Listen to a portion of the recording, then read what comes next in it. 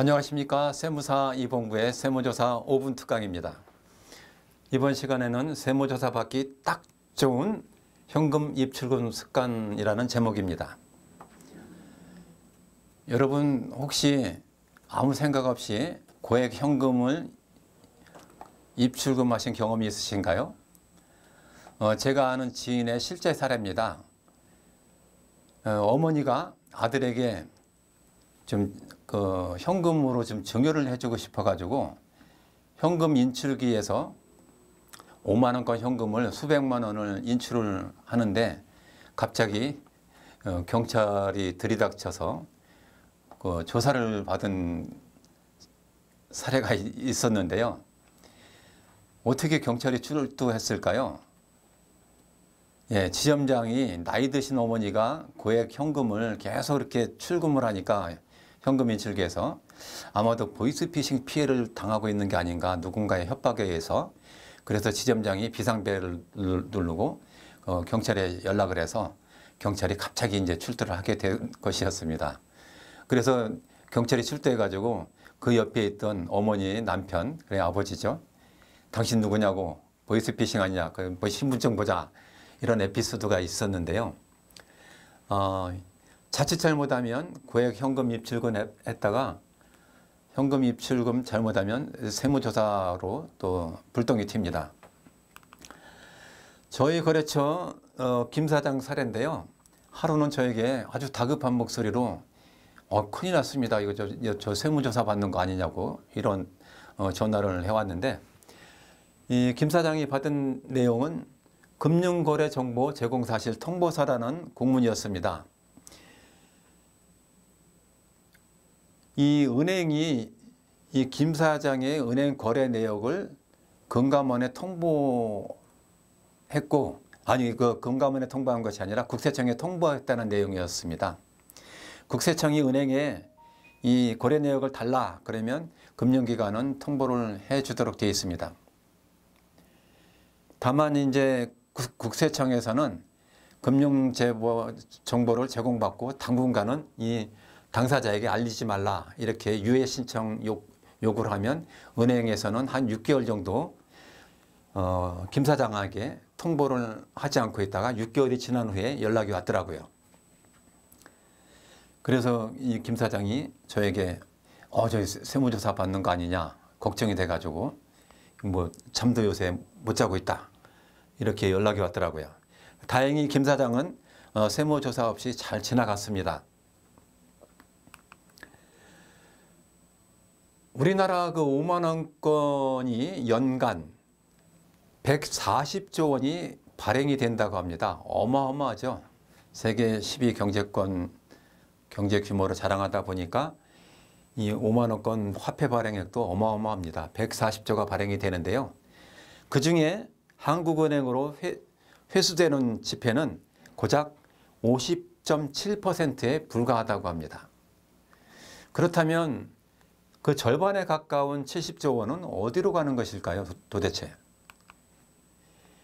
이 전문가들은 대부분 지하자금으로 은닉될 가능성이 있다 이렇게 보고 있습니다.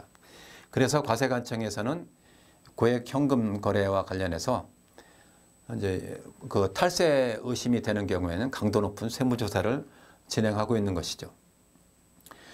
특정금융거래정보법 제4조의 1을 2에는 고객이 1,000만 원 이상 현금 등을 금융거래 상대방에게 지급하거나 영수하는 경우 또는 수수한 재산이 불법 재산이라고 의심되면 그 사실을 30일 이내에 금감원에게 보고하도록 되어 있습니다.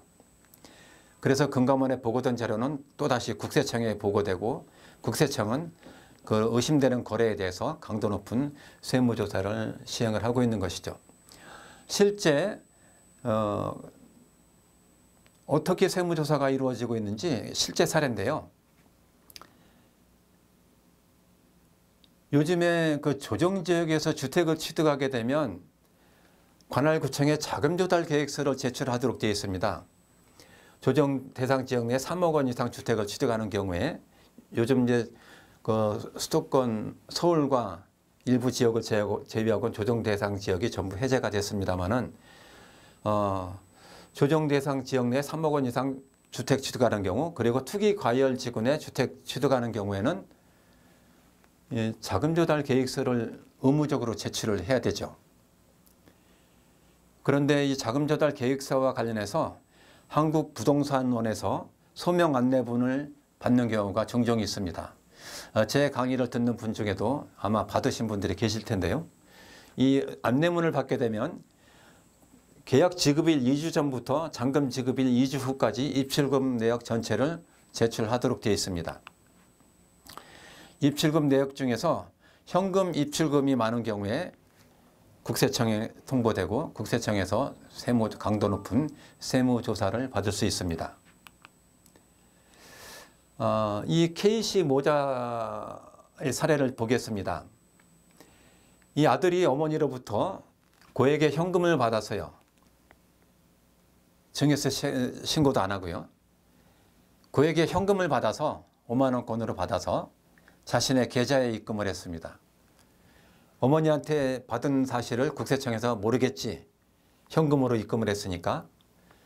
그리고 자신의 계좌에서 인출을 했다. 이렇게 자금 조달 계획서에 제출을 한 것이죠. 과세관청에서는 이 K씨 모자 사례에 대해서 강도 높은 세무조사를 진행하게 됐는데요. 직업, 연령, 소득에 비추어서 능력, 자력으로 취득했다고 의심되는 경우에는, 취득한 것이 의심되는 경우에는 이 K씨 아들이니까 나이도 어리고 직업도 변변한 직업이 없었을 것이고 재산이 보유하고 있는 재산도 없는 이 아들이 고액 부동산을 취득하니까 당연히 국세청 레이더망에 걸리게 된 것이죠. 그래서 부모로부터 고액 현금을 받아서 자신의 계좌에 입금한 사실이 탄로나고 말았습니다. 그런데 이 K씨 모자는 불행하게도 증여세 추징된 것은 물론이고 그 증여 자금이 어디에서 났느냐. 아버지가 사업을 하고 있었는데 그 사업장에서 탈세 자금으로 아들에게 증여 자금이 흘러간 것이 아니냐. 그래서 그 아버지의 사업장까지 특별 세무조사를 받게 됐습니다. 참 안타까운 사연인데요. 차라리 증여세 내고 그 증여세 낸 돈으로 그 자금, 증여받은 금액으로 부동산을 취득했더라면 아버지가 세무조사 받는 일은, 아버지 사업장에 특별 세무조사 받는 일은 없었을 텐데 말이죠. 이렇게 고액 현금 거래를 잘못해서 세무조사를 받는 사례가 비일비재하게 많다는 사실을 잘 기억하셔서 적법하고 합법적이고 합리적인 절세 방법을 잘 찾으셔서 대비를 하셔야 하겠습니다. 지금까지 세무사 이봉구의 세무조사 5분 특강이었습니다.